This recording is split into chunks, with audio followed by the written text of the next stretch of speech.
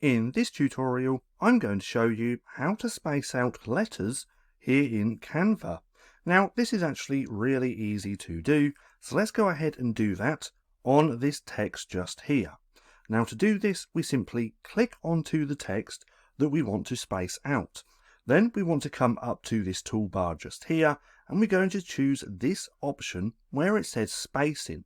Now, if we click on there, we actually have two different options. One for letter spacing, which we're going to use, and one for line spacing. So to space out the letter spacing, we want to increase this bar just like that. And as we can see, the more we increase, the wider the letter spacing becomes. The lower we decrease this bar, the less space in between the letters, as we can see. Now let's find a happy medium and have it round about there. Now we can also play with the line spacing as well by doing exactly the same thing, just like that. So nonetheless, that's just how simple it is. Space out letters here in Canva.